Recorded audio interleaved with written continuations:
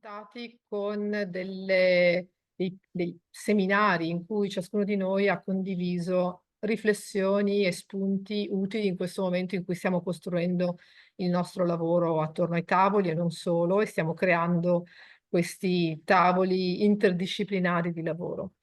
Oggi invece è una di quelle situazioni in cui abbiamo la possibilità di avere un ospite in presenza, anche se molti di voi siete connessi giustamente online perché siamo dispersi in vari luoghi e quindi ci allontaniamo un pochino da quello che era il compito dei nostri seminari introduttivi, che appunto sono introduttivi su alcune parole chiave che ci caratterizzano e su cui stiamo riflettendo in questo momento, e invece ci spostiamo su temi diversi. In questo caso è un tema, diciamo, una riflessione anche metodologica, sulla ricerca interdisciplinare e su come mettere insieme metodologie diverse per arricchire e potenziare le nostre capacità anche di fare ricerca qualitativa. E dico ricerca qualitativa perché poi non tutti noi, però insomma la maggior parte di noi si cimenta con la ricerca qualitativa, ma non solo.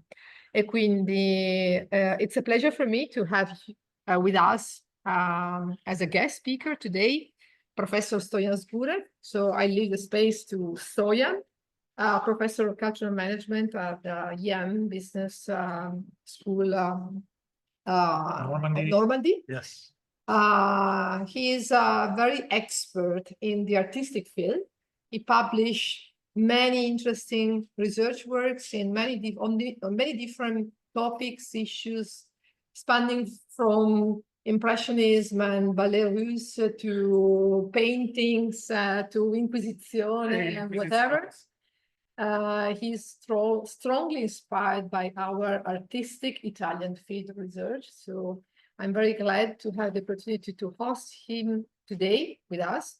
We will also host him tomorrow for a meeting with our PhD students, and also tomorrow I will exploit him a little bit more, hosting him in my class of the master's class of innovation management. So I'm very glad for this opportunity. So we try to organize as much as possible our seminar in the usual framework, even though the possibility to listen to the presentation and then having a discussion will probably shift a little bit more the starting point of our organizational meeting. So I'm sorry if we do it. We already did it for other seminars. So this is an exceptional opportunity for us to listen to you. So I leave him space for this 1 hour for presenting the research, or 45 minutes. 45 minutes, depending, and then leaving space for discussion. So thanks again for coming and joining us.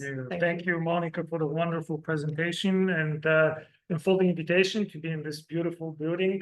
Absolutely incredible. So, okay, let's see. Just maybe share go ahead. Slides. Can you? No. I hope people can see them. Can you see them? Sure. Okay. We don't even. Scusa Monica, il sistema dice che la registrazione sta già avvenendo nel cloud, ti risulta?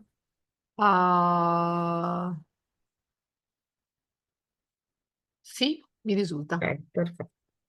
Ok, condivido. Yeah. Can you see them now? Yeah, just blow it up. Just. Yeah. Sì, lo vediamo. Okay. Yeah. Okay. Okay, wonderful. Excellent.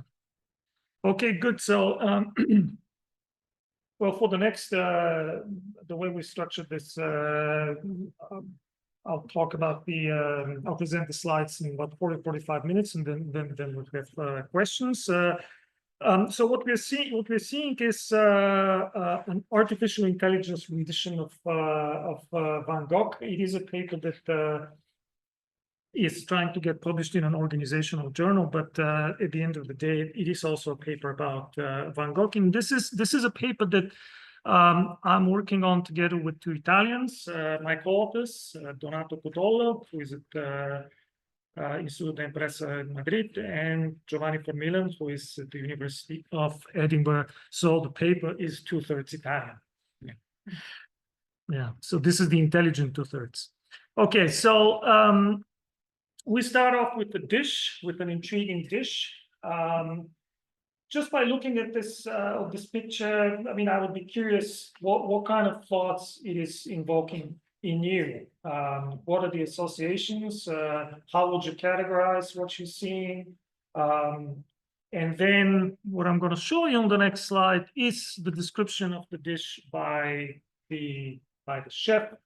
And she says this dish represents me, and she basically gives a story. What was the intention behind it, how she designed the dish, what it symbolizes, what is the meaning that you put into this dish. So roughly, this is what the paper is about. The paper is about the alignment between text and image, and how our perception changes based on the visual and textual information that we have access to, and the extent to which we expect generated text is aligned with image. This question of the interdependence between text and image is of fundamental significance in the history of culture. There is a general expectation that visual culture is anchored in language. Many scholars subscribe to the view that visual and verbal modes of communication realize separate messages, as images should be treated as images and text should be treated as text. Over the last decade, in organizational scholarship, there has been the tendency to look deeper into this question. The volume of research is growing, suggesting that multimodality should be at the core of the field. But achieving this objective is obstructed by the priority that is attributed to the verbal over non-verbal source of information. So this leads us to the problem of interdependence. What is the nature of the relationship between the text and the image? The emphasis on the spoken and written words remains pervasive, not only in organizational scholarship, but in social science in general. The visual appears as an absent present. It is recognized, but it's often relegated to a secondary status. The performativity of visual and verbal framing proceeds differently, activating different cognitive processes. The nature of the interdependence between the two modes remains contested. We have a general expectation of a synchronicity between text and image, but the evidence remains limited, based largely on case studies and linguistic analysis. So this is leading us to the question of strong multimodal research. So scholars recognize that there's a need for simultaneous analysis of different modes of communication in order to capture the complexities of their interdependence. And along this line of thought, a particularly notable contribution is by Zilber, who observes that research on multimodality tends to be generally weak in form, meaning that it's looking at both discursive and non-discursive modes, but it's giving primacy to discourse and it's marginalizing the non-discursive component. So she advocates for strong multimodal research that regards the material, verbal, visual, and other modes not as separable, but as co-emergent. So the key characteristic of strong multimodal research is its focus on the co-emergence of various modes. So we embrace the recommendation to adopt an inductive approach in our analysis by way of exploration of empirical phenomena. We have likewise adopt the recommendation to embrace complexity by letting go of causal models that assume rational action, making room for the understanding of organizational dynamics as ongoing and unfinished. We also borrow from Abbott's processual sociology to propose a relational view of the actor and their environment based on timing and order. So these assumptions give way to our analytical approach. we assume that the verbal and visual modes are both multi-layered, rich in semantic meaning. Each semiotic channel is capable of multiple interpretations. The key advantage of employing quantitative methodology to capture the interaction between the two models lies in the capacity to synthesize complex, high-dimensional data into more accessible, interpretable formats. And in doing so, particular care needs to be taken to ensure that such methodological reduction does not result in oversimplification. So to this end, we adopted the following four-step procedure.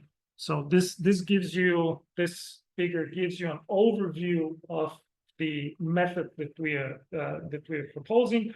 So we start with the choice of research context. The first stage is establishing a common analytical framework.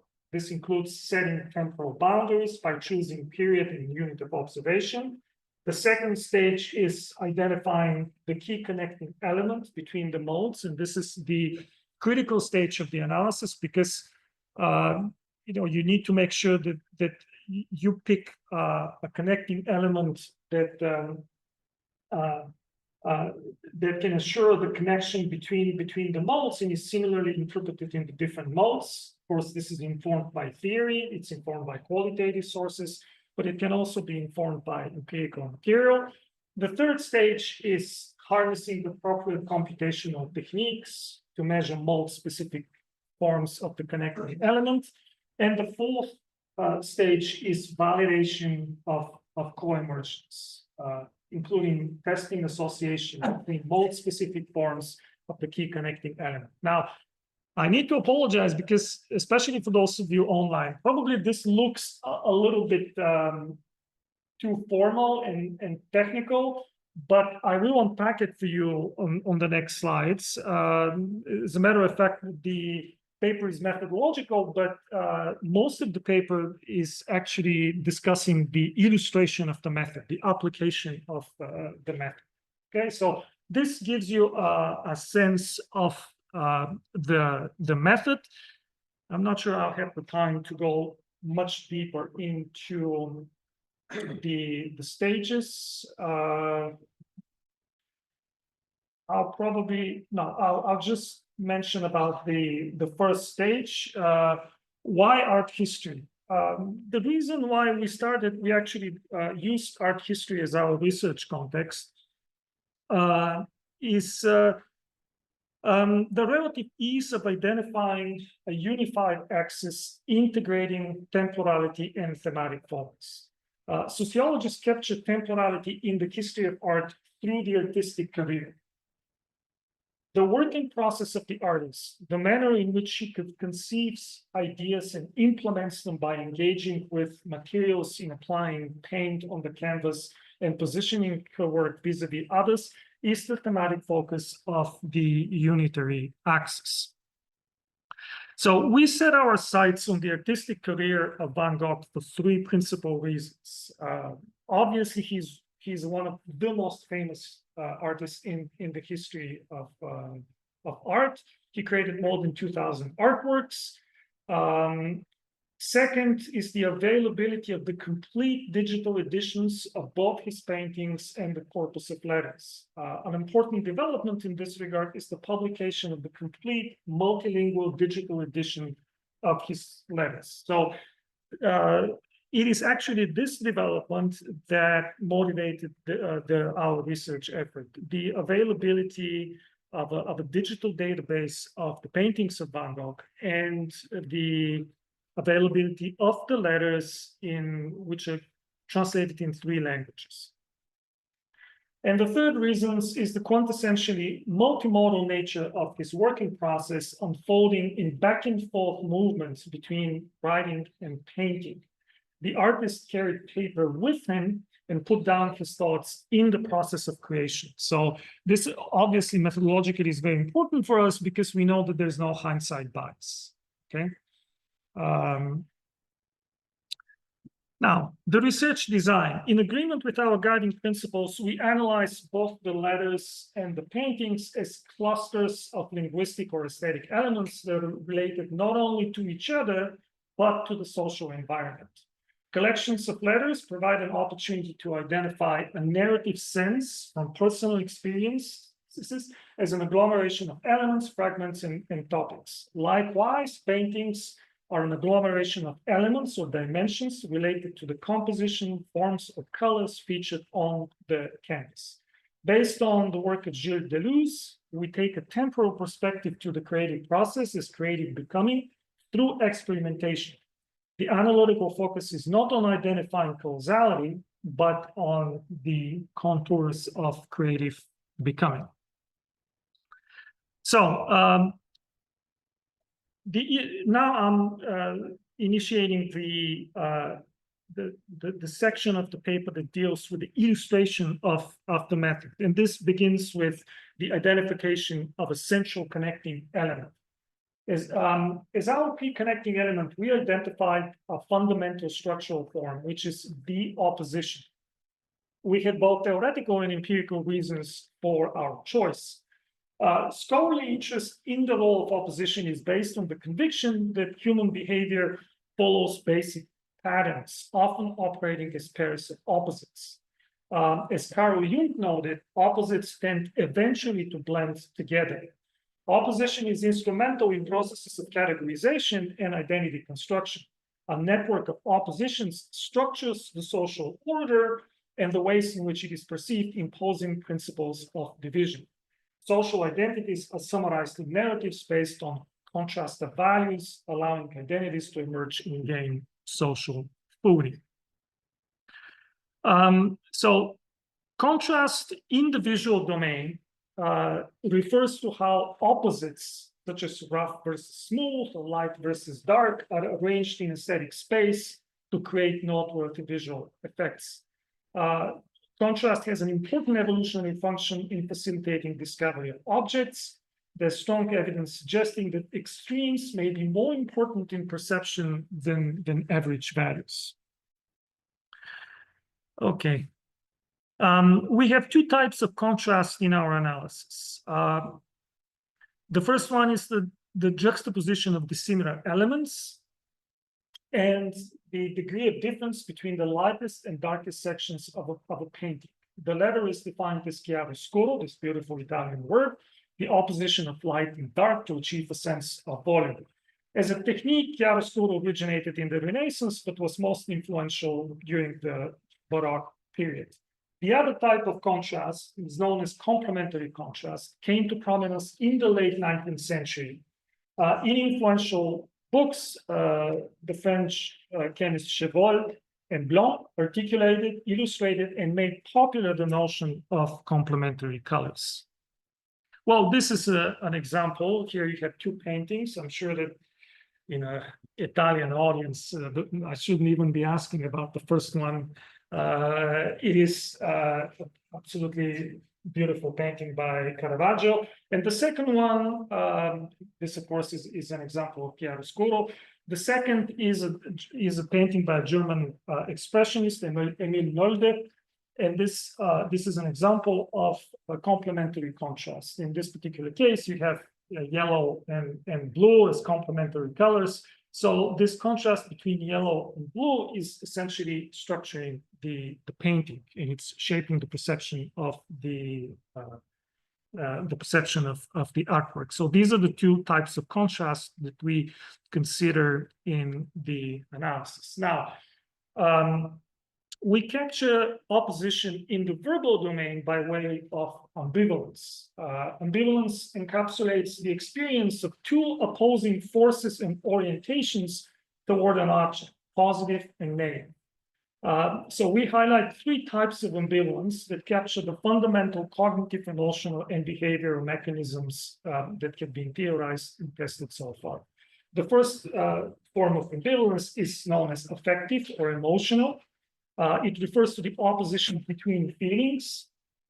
It is displayed when individuals oscillate between positive and negative feelings, confidence and frustration, arousal and anxiety, motivation and exhaustion. Studies reveal that affective ambivalence is often relational in nature, embedded in the tension between relational forces of belonging and individuation, observable in many organizational contexts. The second type of ambivalence is cognitive ambivalence. It focuses on disagreement between beliefs or concepts that an individual is exposed to or adopts.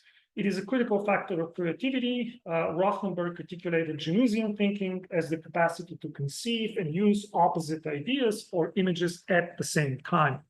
And the third type of ambivalence is behavioral ambivalence, determined by exposure to contradictory social or relational demands in the environment regarding norms, roles, and identities. It is a product of relational oppositions that are not easily reconciled, such as a network actor connected to antagonistic camps.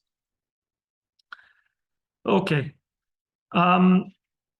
We also have empirical reasons for the choice of opposition, and that has to do with the work of Van Gogh.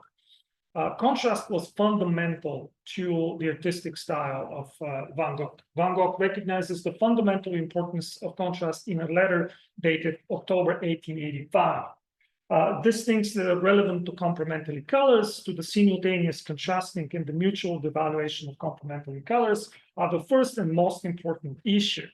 He became increasingly committed to developing an art by way of a series of contrast experiences. He became convinced that the right combination of colors arranged in contrast could arouse the full range of human emotions. I've tried to express the terrible human passions with the red and the green. This is a statement from September 8th, 1988. Ambivalence was prominent in Van Gogh's letters as well. Porter identifies in the letters a profound split between the urge for domesticity, marriage, calm, datiness, and home, and the attraction to isolation, chaos, anguish, and even madness.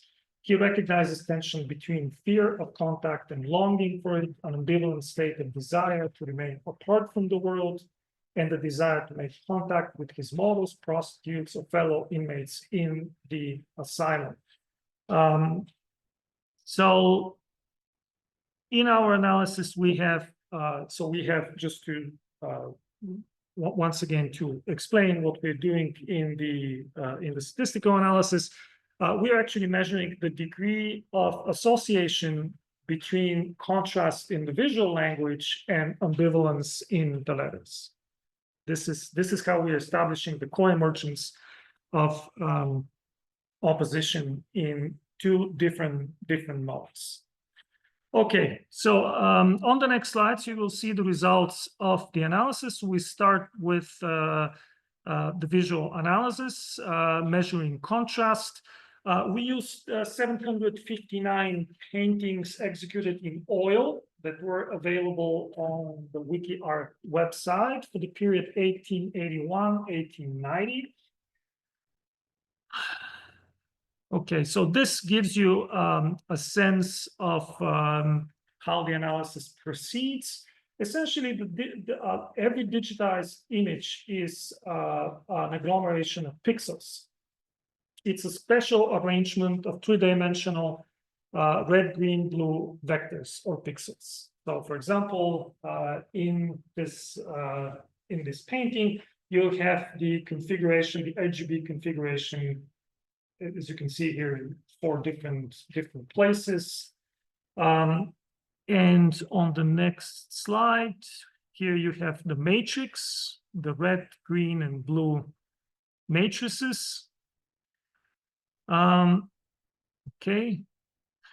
So the analysis is based on the color wheel. You have the color wheel here. Complementary colors are opposite each other. So, for example, cyan and red, yellow and blue, magenta and green. So this is how the algorithm proceeds. I mean, essentially for every painting, it calculates the degree to which the pixels are positioned opposite each other on the color wheel. This is how it proceeds. Okay. So a bit more calculations. I'll skip this. Here you have an example of chiaroscuro contrast in the paintings by Van Gogh. On top of it, this is from the period when he was in the Netherlands. And on the bottom of the screen, you have complementary colors. This is one of his most famous paintings, one of the last towards the end of his life. In which you can see that this painting is structured by three contrasts. You have the contrast between black and white, the contrast between yellow and blue, and then you have the contrast between red and green. Okay. Now, the text analysis, for the text analysis, so we measured ambivalence in 654 letters. For the period 81 to 86 and 88 to 1890. And you probably noticed that 87 is missing. Do you have an idea why it's missing? Anyone? I love it when I'm asking like this, just like my students. Like, anyone? Someone, anyone? So what happened in 87? We don't have data for 87. So in 87, he was living in Paris. So he wasn't writing because he was living with his brother. Yeah, it's very precise, it's very true. So he lived most of 87, he was in Paris, and he wasn't really, because 60-70% of the letters are basically with the brother. So he wasn't writing letters because he was living with his brother. Okay. This gives you a sense of what the letters look like. All of this has been digitalized and translated. This is incredible work that was implemented by a team of researchers at the University of Leiden. All of this, they did the transcriptions, they then digitalized it, then translated it. It's a work. It took them 10 years to complete this work. So they made this analysis possible. Okay, so many of the letters actually feature images. For the time being, we have not used the images in the letters. We're using only the paintings, but we've been thinking that potentially in the future we might actually look at the illustrations in the letters. Okay, so the textual analysis proceeds. We have three techniques that we are using. We have lexicon-based techniques, classification of elements. We have topic modeling techniques, co-occurrence of elements, and we have word embedding techniques, element describing vectors. Here you have examples of this. I'm not going to go too much into the technical side. Okay. So we measure effective ambivalence. For the effective ambivalence, the analysis includes about 17,000 words that are individually categorized. And we capture emotions of anger, fear, anticipation, trust, surprise, sadness, joy, and disgust.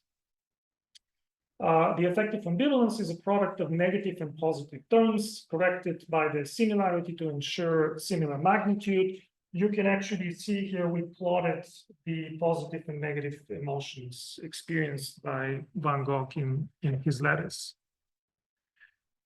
Okay. Cognitive ambivalence.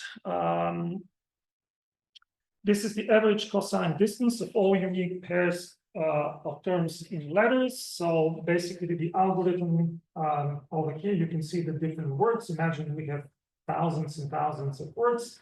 So essentially the algorithm calculates the distances between words, the extent to which the words that are used in the same letter are close or far from each other. This is the measure of cognitive ambivalence. And behavioral ambivalence, we use topic modeling and word embedding modeling for this. We identified 8 topics.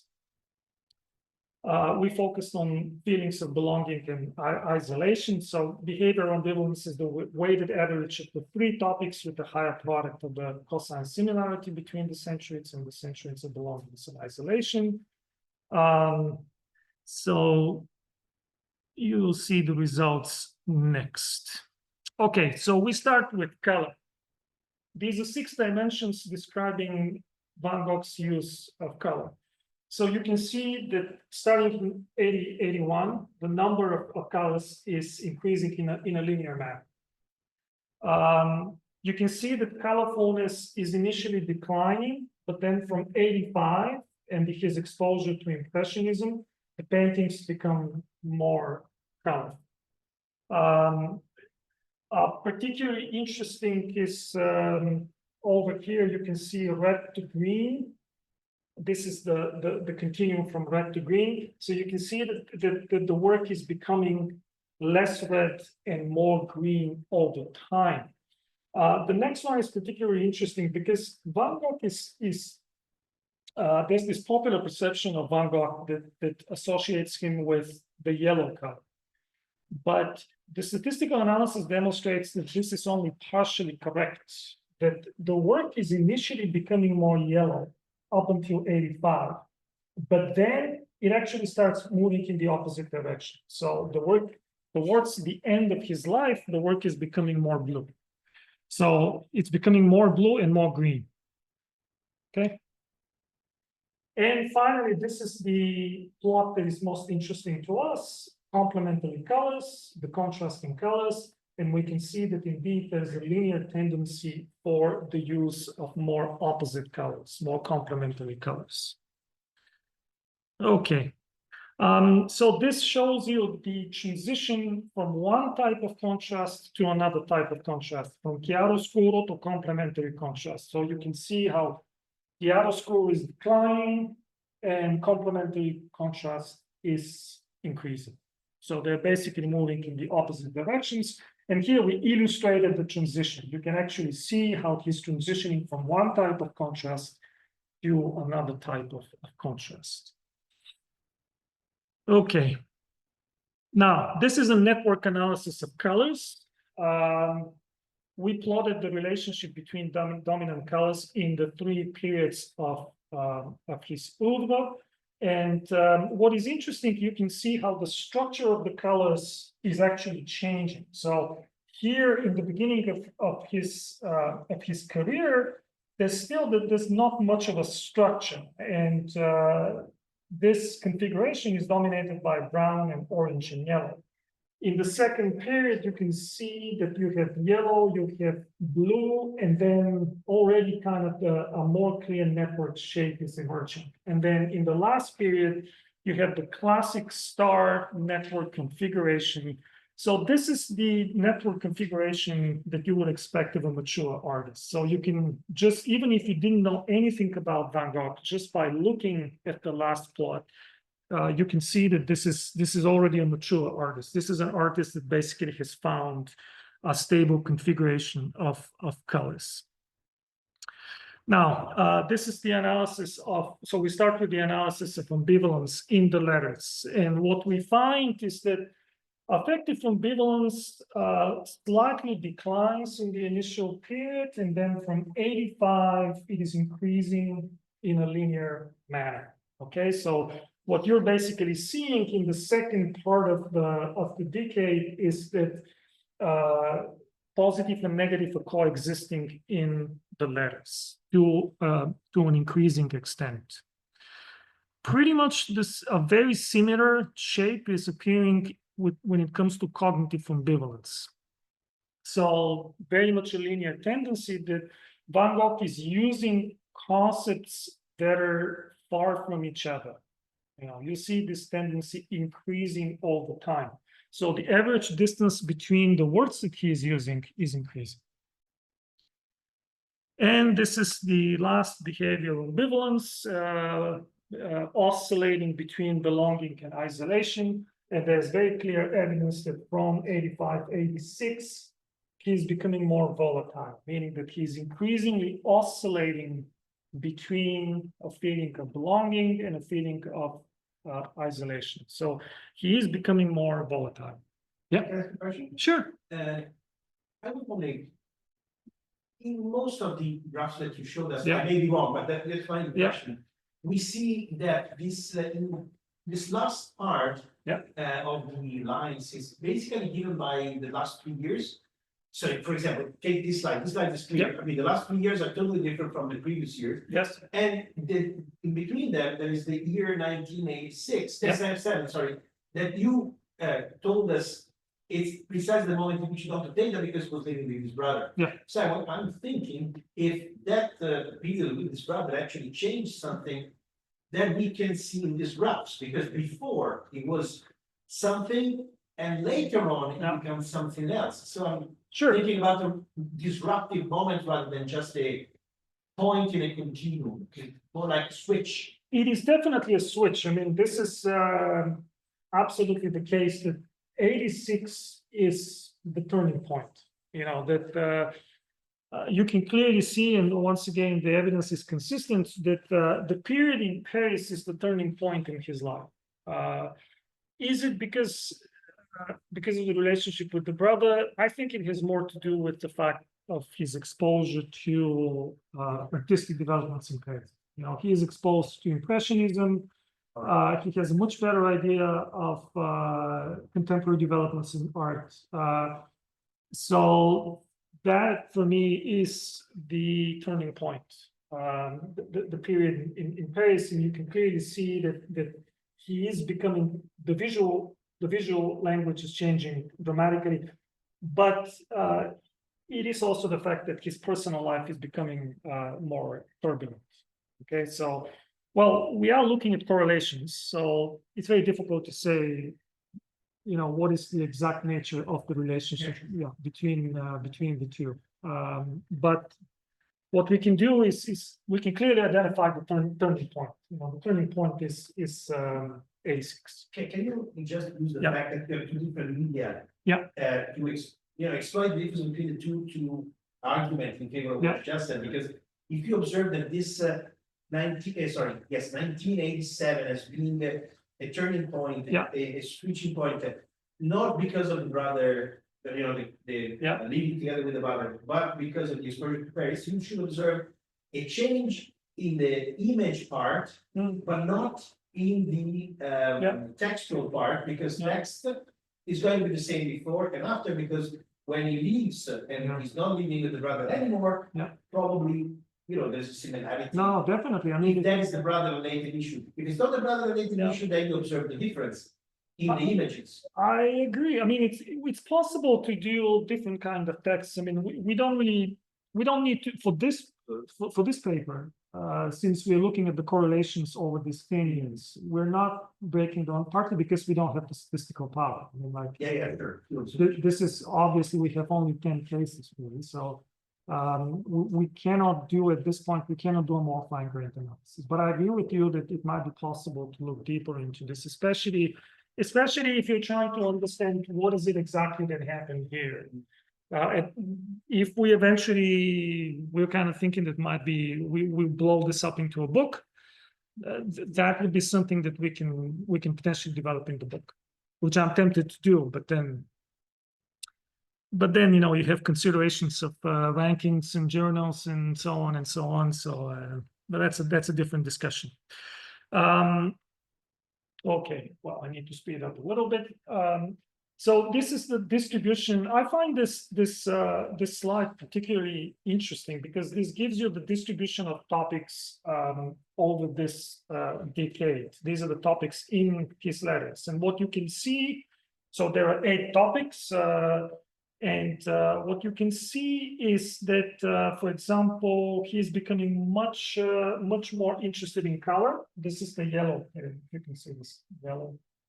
This is the growing interest in color.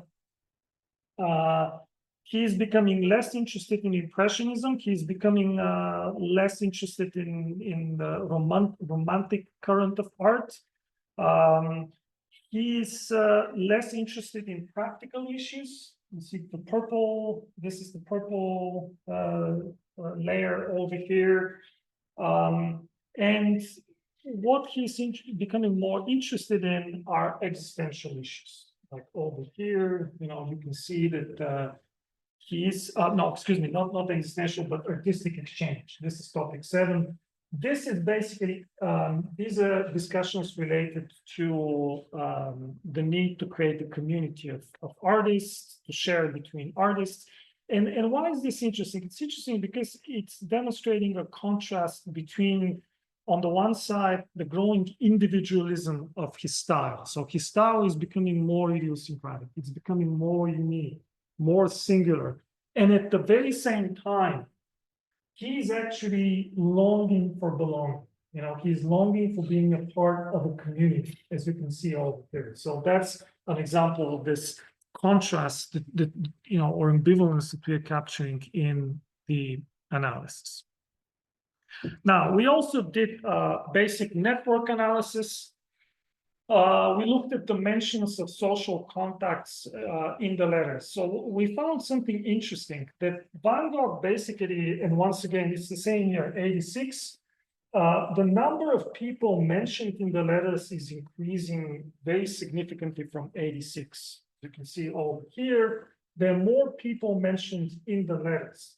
But then we went a step further and we looked at the configuration of these names, and we found that the network is becoming more concentrated. So he's mentioning more people, but then very few of them, like Gauguin, for example, or Dr. Gachet.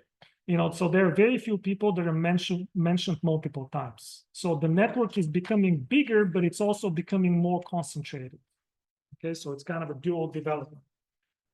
Something interesting that we found, we looked at the key network contact of Van Gogh, which is Gauguin, and we found that the ambivalence toward Gauguin is increasing. So you can see here from 88 to 90, he's becoming more ambivalent toward Paul Gauguin, meaning speaking of him in both positive and negative terms in the same letter. Okay, so this is another example of this growing oscillation or fluctuation that we are discovering. So in the last part of the analysis, we are correlating the two trend lines. Okay, so we have the results, the visual results, and we have the verbal results, and we are correlating the two time series. And as you can expect, the results are highly significant. Here we have the correlations between contrast and the 3 types of ambivalence. And here the complementary contrast and the 3 types of ambivalence, highly significant associations, correlations. We did then the Mann-Kendall trend test. And we have, you can see here the p-values that essentially very significant results, corroborating the fact that the 2 time series are significantly related. Okay. So what we do in the paper, we propose an analytical procedure for the assessment of multimodality. We describe in detail the procedure, illustrate the application to the creative universe of Van Gogh. The procedure is not context specific. We believe it can be applied in any context that features concomitance of verbal and visual data. It is based on the identification of a key element that connects different modes, using it to assess the extent to which manifestations in the 2 modes are correlated and tend to co-emerge. Okay. Now, the elaboration of the method conforms with the recent tendency to deconstruct processes of creation into separate elements in order to examine how the relations between them change over time. We extend this analytical approach from unimodal to multimodal contexts, permitting the researcher to identify the key connecting element between modes and analyze its manifestations over time. Of course, there are methodological limitations. It is a single case. It is a distinctive context. What alleviates this concern is that our findings are based on a 10-year period where the unit of analysis is not the artist, but the paintings and the letters. Distinctive contexts can be advantageous if they present an opportunity to examine a key element in considerable detail. Okay. The key implications for organizational research. The analysis contributes to research on ambivalence in 3 respects: confirming the substantive role of ambivalence as a regulating mechanism, developing text-based measures of ambivalence, and articulating a theoretical connection to a form of opposition in the aesthetic domain. We believe the most pertinent implication is for creativity research. Our results reinforce the salience in the creative process of a state of exposure to contradictions, which underpins the ability to connect unrelated or weakly related elements. So the analysis lends support to Rothenberg's expectation that the particular content of a Janusian thought is very likely highly related to conscious and unconscious emotional conflicts in the creator himself. One of the key advantages of the proposed method is the ability to capture and illustrate the process of creative becoming, through which an identity is constructed through experimentation in responding to one's relatedness to the surrounding world. Rather than stage-based and teleological conception of creativity that dominates the organizational field, the creative process here comes across as interwoven and co-emergent in nature.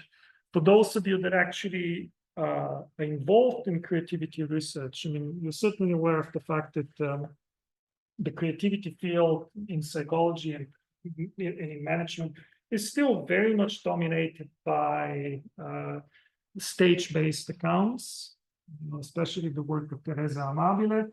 I believe our findings are supporting a different standing, a different perspective on creativity that is not stage-based, but is is a perspective that emphasizes the continuous and experimental nature of creativity and its fundamental unpredictability. Well, that's about it. Right on time, 4 o'clock. Thank you so much for your attention. Hope you enjoyed the presentation. If you have any questions, I'll be more than glad to respond to them.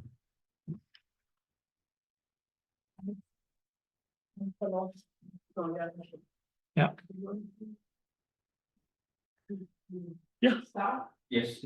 And I maybe check if there are also questions and reaction online. I stop the sharing. So we are again all together here. Maybe we have in chat. No, okay. Nothing on the chat. Oh. Let me find another way to make them visible. Okay. Why? You can start and I arrange the screen. That was super interesting, of course. I think that the methodology is very powerful. Thinking about what you were saying during our coffee break, that reviewers are kind of, one reviewer is kind of unsatisfied of how this applies to organization management. Yes. And I was thinking that probably, of course, this method can be applied to any, let's say, organizational actor who communicates through multimodal procedures. Therefore, you may try to improve sort of critical discourse analysis on, for instance, corporate communications, and try to understand how the materials produced by corporation, I don't know, in the petroleum field, may imply a sort of co-evolution to the different modes. But my question would be that in your case, in Van Gogh's case, Of course, Van Gogh, I'm not expert, but of course he was a master in the use of colors. He studied a lot. So of course, any brush of paint was well thought. There was a clear intention in his visual representations. While maybe, I don't know, maybe yes, but maybe that was not the case for the verbal construction. So my question would be, what if there is a sort of imbalance between the, let's say, strategic intention that you can detect behind the different modes, verbal and visual? Does it change the story, or doesn't make any clear difference? Thanks. Thank you. Well, there actually there are two components to the questions. Now I'll start with the first one. Obviously, it's not an easy sell, this paper, to a management audience. It is just to mention for the people that are online, it is in the third round at the organizational journal, at Organization Studies. And of course, I have to deal with the question of what are the implications for management? Is this art history? Is this management? I mean, for an interdisciplinary scholar like myself, these questions typically, I don't consider them particularly important, but they're certainly important when it comes to publishing. Certainly, this method, we believe that it can be, that it is rather agnostic of the context. We are using a data from a particular context, from the artistic context, but there's no reason why it cannot be employed in organizational analysis. Because just to give you an example, if you have privileged access to an organization, I mean, you can look, for example, at company reports, right? I mean, there's text, and then you can look at presentations. The extent to which there is a agreement between the two. You can, for example, check for particular, of course, it depends on what is your key connecting element, but you can look for alignments between visuals and text and strategy, for example, the way that strategy is discussed and presented. There are a number of ways in which this methodology can be employed. We specifically, what we try to do is to avoid full automation of the process, because now, of course, that's become possible. But with this method, we are trying to essentially bring together qualitative and quantitative methodology. We believe that they supplement each other. They're not antagonists. They can supplement each other. For the question when it comes to the Van Gogh and the strategic intent, since in this is a methodological paper, so we're presenting a method, we are illustrating the method in this particular context. So the strategic intent of the author is not something that we are concerned with, right? I mean, because we don't really have an outcome that we're explaining. My understanding of this particular question is that he wasn't particularly strategic in either domain. We know, for example, that the paintings they were rather spontaneous. He would work on a painting, then he would leave it aside for a few days, come back to it when he was in the mood. So he was very much a spontaneous, he used this kind of spontaneous method of working. And then same thing with the letters. Letters are very personal, they're very emotional. So my impression is that, he wasn't particularly strategic in either domain. But of course, for us, methodologically, what matters is the degree of association or correlation between the appearances in the two domains. So in the paper, we're not really getting much deeper into the psychological motivations. It is something that potentially we might develop in the future, though. I completely agree with you that there, this is obviously a big question in art history too. I mean, Van Gogh continues being a mystery. There's so many books dedicated to him. There are films dedicated to him. It's remarkable the extent to which there's disagreement among art historians on his motivations. We actually even one of the reviewers kept pressing us on what is your opinion on the mental state of Van Gogh. It's a methodological paper. At the end of the day, that's not what we do. So it is actually now in the paper. We do mention that based on our analysis, we believe that this was a very methodical person.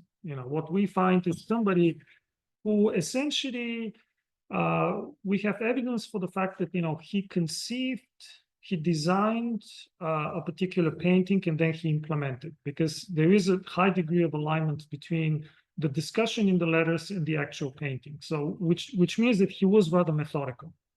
So what we're seeing in the letters is very much contradicting this popular perception of Van Gogh as a madman. That's not what we're seeing in the letters. I mean, and I'm thinking that eventually we can build this up into an article or even a book dedicated to the artist, and that will have nothing to do with management. That's now. We have to find a way to get published in organization studies, and then I'll think about how I can develop this further, but for a completely different audience. That's because this audience is already struggling with this. So yeah. Any question or suggestions or disagreements or anything else? This is I'm sure that this is rather new for most of you and for the online audience as well. Let me check if it's working. Yeah, it's working. So any reaction or questions or reflections? Because when you were talking about the topic modeling, I'm sure that everybody in the team was thinking about the way we are focusing more on words. Yes. As a matter of fact, more words on trying to establish key topics, and also the gap between the practice of archaeological field and heritage practice and law, and the top definition of laws and rules of behaviors. And so I was wondering if, I'm trying to understand how this was one of the reflections we made around Venice at the beginning of the research, because we were wondering if it could be possible to analyze the evolution of Venice as a heritage sites to visit through the images telling the story of Venice. The problem is that you don't have an archive of an author as it is now in your presentation, but you have social networks, so many different authors, many different people. So here the process seems to be more the creative process of one single actor in a way, the artist, even in the conversation with others, mainly the brother. Well, what happens if we have a sort of discourse, a bubble of images and discourse emerging from a collectivity, from many distributed actors, as it happens now in the narrative around a city like Venice, which is constructed through not just official images, and maybe official images are important, but not so meaningful for us in order to understand the changes, and also the trends for the future when we reflect on, is it possible a sustainable future for Venice in the touristic sector, or is it just a dream because the images are already telling us a story, which is that story. But again, is a multiple voice story. So it's difficult to understand how can we, or if we maybe could make something using these images? I mean, I'm personally just like you, I'm very favorable to topic modeling. I mean, if we go back to this illustration of the use of topic modeling, I mean, think about it. These are Maybe I share it again yes. on Zoom, otherwise. So these are 900, about 950 letters over a 10-year period. You know, it's a very significant. Yeah, just share it. Yeah. So this is a very, it's a significant load of data, and the way that you actually capture, the algorithm captures this complexity in a single image is, for me, that's remarkable. You know, I mean, to me, it's a work of art, you know, by itself. So that's definitely something that I imagine can be done in you know, your case too. You know, if you're looking at discussions of Venice, you know, the history of an organization. I mean, with topic modeling and the different techniques, it's not a single technique. We use 3 different techniques, but you know, you can essentially identify the social structure of this discussion. You know, what are the topics? How do they change all the time? And that already gives you very useful information. You know, what is changing, what is not changing, how are the priorities changing. If on top of this you have other sources of data, and that could be images, but that could also be economic data, for example. You know, I mean, when I'm saying multimodal, it doesn't mean that it has to be always text and image. I mean, it could be something else. It could be numbers and text. It could be materials. I mean, it could be something else. I think, you know, what is important is the principle, you know, looking for alignment between different sources of information. You know, this is something that, for me personally, I believe this is the future of social science, you know, especially with the new massive digital databases that are becoming available. It is becoming possible to look for this kind of time series and then the relationships between them. For example, for me as a historically minded person, it would be very interesting to track the relationship between, let's say, the kind of cultural history of Venice and the economic history of Venice, right?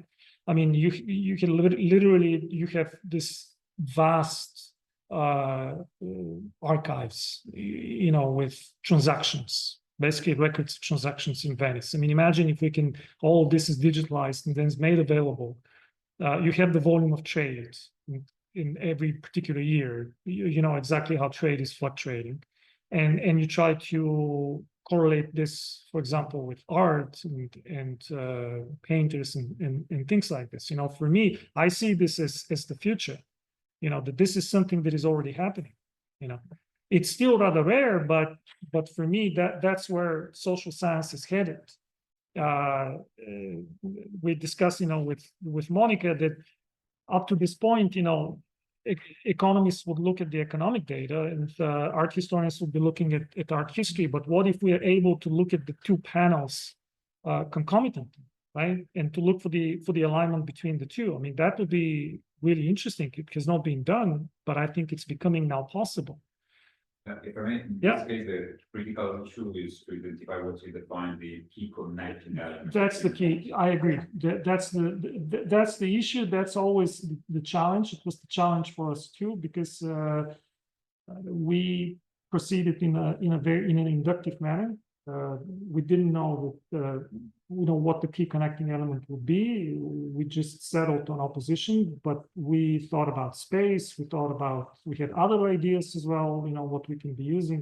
So of course, I mean, there are choices that need to be made, but it's possible. It's absolutely possible. And I personally think, you know, that analysis of this kind would become more current in the future. Probably I'm talking about the next 5 to 10 years. In which, you know, these databases will be analyzed and we'll have measures of relationship between, you know, domains that up to this point we've considered as rather unconnected. But in reality, we know that they are connected. So, for example, if we go back to Van Gogh, there were suggestions by the reviewers. Why don't you look for additional sources of data? Like, for example, you can look at for this period from 1881 to 1890. You can find data on changes in the textile and the chemistry, in the chemical industry, right? The appearance of new chemicals. It's possible. It's difficult to do because this kind of data is not easily found. But of course, it is possible that we can potentially introduce data of this kind into our analysis and correlate it with, these analyses. Because there's no doubt that his choices were affected by material factors. They were affected by the availability of new colors. And we know that in the second half of the 1880s, there was a revolution in the chemical industry. So he started using new colors. So this is just an example of the kind of questions that can potentially be addressed. I think there are vast possibilities, and we're just at the beginning of this development. That's my intuition.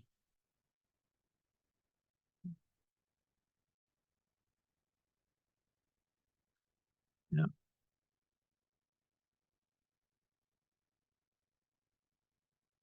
Yeah. I think the online audience is confused. Yeah. Maybe not. It's not the same being here in presence and being Yes. online. I can understand. So it's Okay. I don't know if there are many other comments. I know for sure that there is a discussion on the table. One of the table is open and one of the issue for us Yeah. is accessing digital Yes. images, digital archives, and Yes. the open dimension of knowledge and accessibility Absolutely. to archives, which is Absolutely. a rich resource for us to reflect also. Definitely. I mean, I'm going back to what I already mentioned in the course of the presentation. This work was made possible by the digitalization effort of the Dutch scholars. They received a very significant grant by the European Union for this. So this is a 10-year campaign. You can imagine it's a very significant research effort of digitalizing the letters, translating them. They're annotated. I mean, if any one of you is interested, have a look online. They're fully available online. It so happens that we are the first ones to use that database, but I'm absolutely sure that we're not going to be the last ones. So everything is available now in a digital format. So you can check, for example, if you want to know things like who was he most influenced by, right? I mean, that's a question that if you ask ChatGPT, Van Gogh was influenced by whom? And of course, ChatGPT would summarize the work of art historians, but then you can check for yourself. You go to this digital database, you plug in a few names, and you have frequencies. So, for example, now you know that, just as an example, Cézanne was mentioned only 10 times in the letters. Rembrandt was mentioned 120 times. So that, the two artists that are mentioned the most often in the letters are Rembrandt and Delacroix. So you already now have evidence that the most influential artists on Van Gogh were actually Rembrandt and Delacroix. So that's what these databases are making possible. Yeah, and it's interesting that you are citing the European Fund to support the process of digitalization. Absolutely. As we are seeing a cultural foundation based in Venice, who is now starting a process of huge digitalization of objects, physical papers, and one of the problem is how to give funds for this kind of process, which seems to be something quite sort of an exclusive service for a few researchers. Yes. Not really, and so the problem is how to get funds for supporting this process in order to not just to make it available for everybody, but also try to let the stories emerge from the past, because in digitalizing artifacts, you are also reconstructing, discovering stories that were totally unknown even to the people working in the organization. Absolutely. So this is something emerging that is quite interesting. And so digitization is, and the process through which you digitalize artifacts is also helpful for the organization itself, because it supports the process of reconstructing stories and past, which is also a way to face the future differently, because you are strong enough to collect things. I mean, there's so many ways in which this kind of technologies can be used. I mean, just to give you an idea of something that's been circulating in my mind. Recently, I saw an exhibition of medieval manuscripts in Paris. You know, beautiful exhibition of medieval manuscripts, and going back to the original questions on the first slide of the relationship between text and image. I mean, that's a huge issue when it comes to you know, religion in the 13th and 14th century. You know, what is the exact nature of the relationship between the text and the image in the Bible? You know. And it's not only in the Catholic religion, but it's also in Arab art, right? You know, this is something that with this kind of technologies, potentially, you know, we can obtain very valuable insights into the nature of the relationship, you know, because it's ambivalent. You know, even to this day, there's much disagreement, for example, among historians of art, as to the extent to which in medieval books the text corresponds to the image. You know, we have manuscripts in which there's a very high degree of alignment, but we also have manuscripts in which there's intentional misalignment.